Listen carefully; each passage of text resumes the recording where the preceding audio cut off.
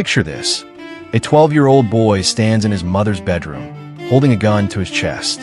Not his head, his chest, because he wanted to make sure he didn't miss. This isn't just any kid. This is Dwayne Michael Carter Jr., the boy who would become Lil Wayne. But here's what nobody talks about. The cop who saved him that day, he stepped over his body. Literally stepped over him like he was nothing. That moment broke something inside him, but it also built something nobody could ever break again. Today, you're going to hear the real story of how a kid from the worst project in New Orleans became one of the greatest rappers alive. And trust me, this isn't the story you think you know. If you're ready to see how pain turns into power, hit that subscribe button right now. Because what happens next will change how you see success forever. Let's go back to 1982. Hollygrove Projects, New Orleans. This place wasn't just poor. It was a war zone. Drive-bys were the soundtrack to dinner. Drug dealers were the neighbors. Death was just part of growing up. Wayne's parents split when he was 2. His name? Dwayne Carter Jr., named after a father who left and never looked back. So what did Wayne do? He dropped the D from Dwayne, became Weezy, because he refused to carry that man's name with respect. His mom, Jassida, worked herself to the bone. But one mother's paycheck in Hollygrove? That's like trying to fill an ocean with a water bottle. Wayne watched her struggle. He watched her cry. He watched her pray. But here's where Wayne was different. While other kids were outside playing, Wayne was inside writing. At 8 years old, he wasn't writing about cartoons or toys. He was writing rap lyrics. Raw, honest, painful lyrics about everything he saw in those streets. Pause for effect. One day, he picks up the phone, calls Cash Money Records. Just a random number in the phone book. Baby answers. You know what this 8-year-old does? He raps. Right there, over the phone. No beat, no preparation, just pure talent. Baby hangs up, thinks it's a joke. But Wayne? He calls back. Every single day. For weeks. Rapping every single time. Most people would have given up. But Wayne didn't understand the word quit. That word didn't exist in his world. Hold up. Before we continue, if you're feeling this story, do me a favor and smash that subscribe button. Because what happens with Baby in Wayne's first meeting, that's going to blow your mind. Don't miss it. Finally, Baby agrees to meet this kid. One look at Wayne and he knows. This isn't just talent. This is destiny in a small body. Baby signs him to Cash Money Records. Wayne is 9 years old. 9. But here's the catch. He's the youngest, so nobody takes him seriously. Juvenile, BG Turk, they're all older, all getting shine. Wayne? He's the mascot, the cute little kid who can rap. But Wayne's watching, learning, absorbing everything like a sponge. Then comes that day. Age 12. Wayne's in his house, playing with his stepfather's gun.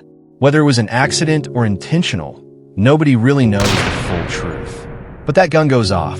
Bullet straight to his chest. He's lying there, bleeding out on his mother's bedroom floor. He can hear sirens. Police break down the door. And this is the part that changed everything. The cops flood in, looking for drugs for evidence. They're stepping over his body. Over him. Like he's just another casualty from the projects. Not a child. Not a human being. Just another statistic. One cop, though. Just one. Name was Robert Hubler. He scoops up Wayne, throws him in a police car, and races to the hospital. No ambulance. No waiting. That cop saved his life. Wayne remembers lying in that hospital bed, looking at the ceiling and making a decision. If I survive this, I'm never wasting another breath. Wayne comes back hungrier than ever. He's in the studio every single day after school. While kids his age are playing video games, Wayne is writing 16 bars, then 32, then full songs. But here's what made Wayne different. He had a photographic memory. He didn't write lyrics down anymore. Everything was in his head. He could walk into a booth, hear a beat once, and create magic on the spot. The Hot Boys blow up. Bling Bling becomes a cultural moment. But Wayne's still in the background. Still the youngest. Still waiting. The block is hot drops. Wayne is 17. The album goes platinum. But nobody's calling him the best. They're calling him Baby's protege. That burned him up inside. So what does he do? He goes nuclear. He starts the mixtape run that would change rap forever. Dedication 1. Dedication 2. The Drought. The Drought 2. The Suffix. Wayne is dropping bars over everyone's beats. And he's not just rapping, he's destroying them, taking other artists' instrumentals and making people forget the original. Rappers start getting scared because Wayne isn't just good, he's possessed. He's in the studio for 20 hours straight, sleeping on the couch, waking up and going right back in. His engineers said they'd record 40 songs in a day. 40. Most artists can't do that in a year. If you're not subscribed yet, now's the time. Because the next part, the Carter 3 era, this is where Wayne becomes untouchable. Hit that button and let's keep going. The peak, THA Carter I the Carter 3 drops. 1 million copies. First week. In an era when the internet was killing album sales, Wayne did 1 million. Lollipop hits number 1. A milli becomes a cultural reset. Every rapper, every producer, every fan knows Wayne is the best rapper alive. Not debatable. It's just fact.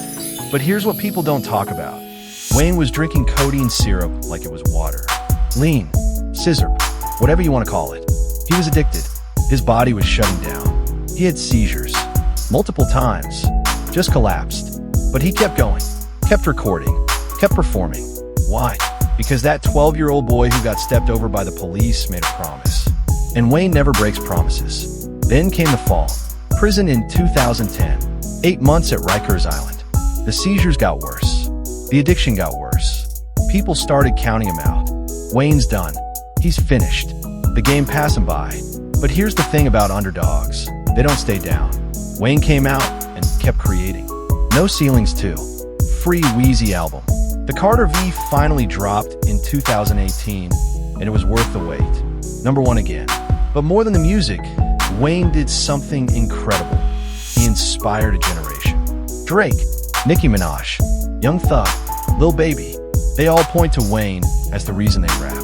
A kid from Hollygrove, who should have been a statistic, became a legend. Here's what Wayne's story teaches us. Your beginning doesn't determine your ending. Pain can become power. And when people step over you, you get up and step over their expectations. Wayne didn't just survive, he dominated.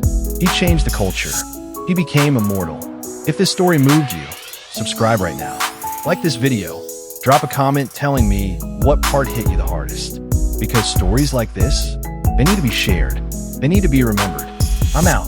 Stay hungry, stay blessed, and never let them count you out.